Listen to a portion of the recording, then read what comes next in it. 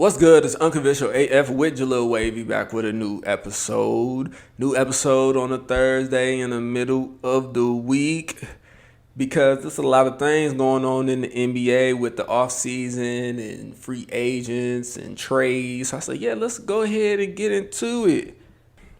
I'm going to start with home base. I live in Charlotte, North Carolina, and the Hornets made some big moves.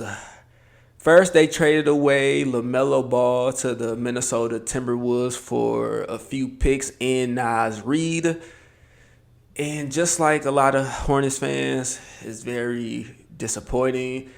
The reports were that they did not look to trade LaMelo. Teams were coming to them, and they just got offers that they just couldn't refuse and gave the one up. And then they traded away Miles Bridges to the Phoenix Suns for Grayson Allen and whatever else. It's like, damn. And I've worked directly or indirectly with the Hornets for the last 4 NBA seasons. So I've been there through the JT Thor, God of Thunder, and Terry Rozier, and PJ Washington, and that man that looked like a civil rights leader, Daquan Jeffries. I've been here through a lot of things.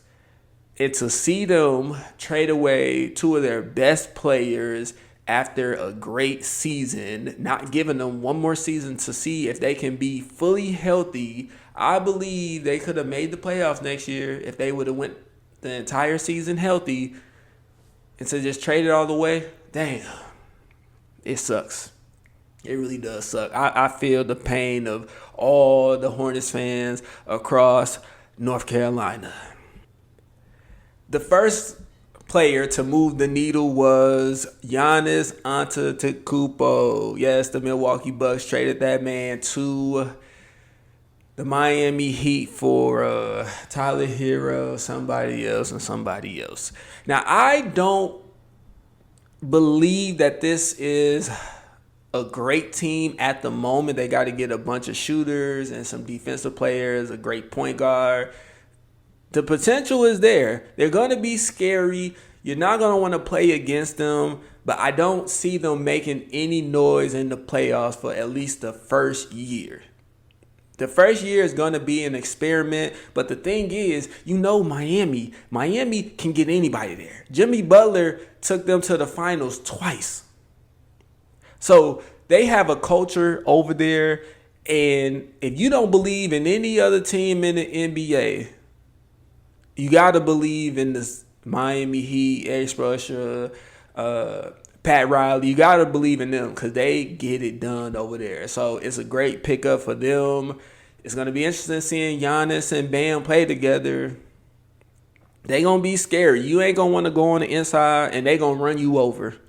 Just get out the way. They going to run you over all game. This deal right here pissed me off. Kawhi Leonard went back to the Toronto Raptors. It's like, why the you didn't stay in 2019? Quick story.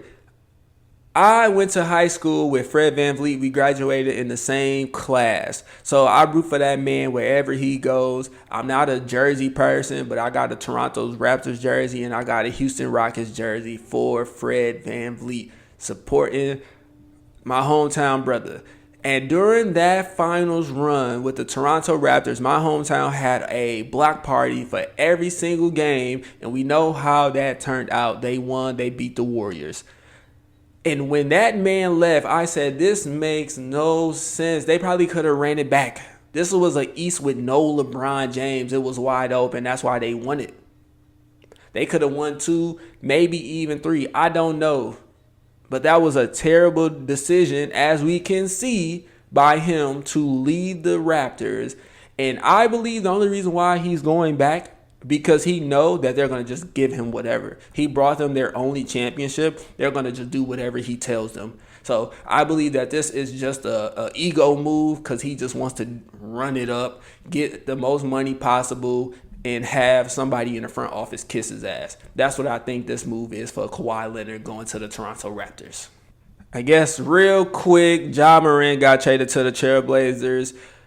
Ja, you better get it together. You got to get it together. As we've seen in the past, the NBA don't play that shit, and they will blackball you. They will keep you out the league. So this your last chance. They sent you to fucking Oregon. You are in Portland, Oregon.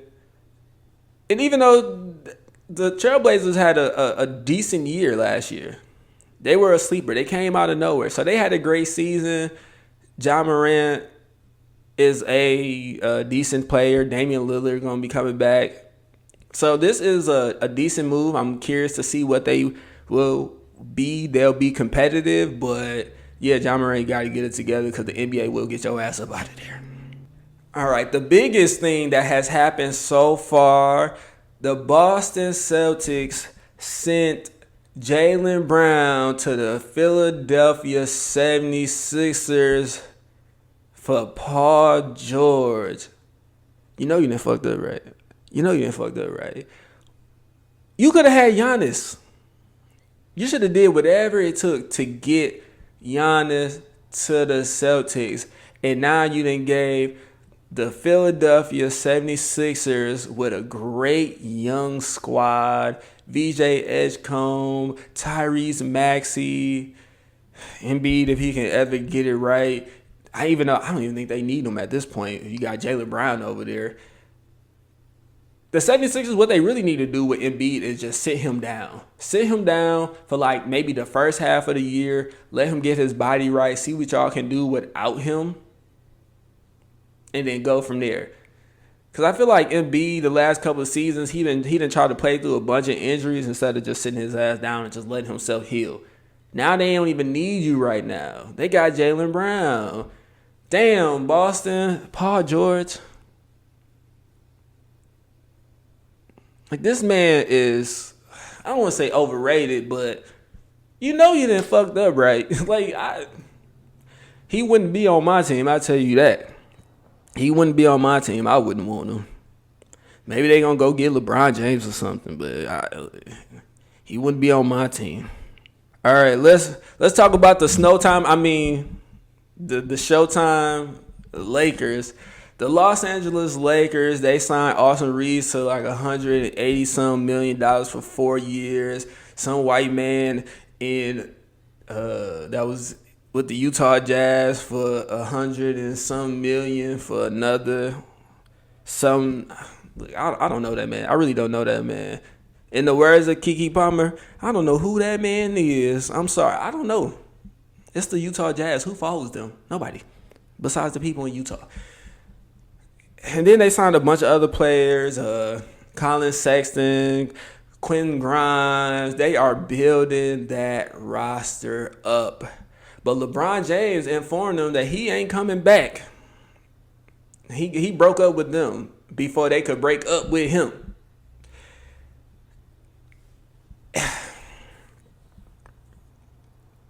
The thought of, okay, hold on, let me do this right. So LeBron James told the Lakers that he will not be coming back, but he is not retiring.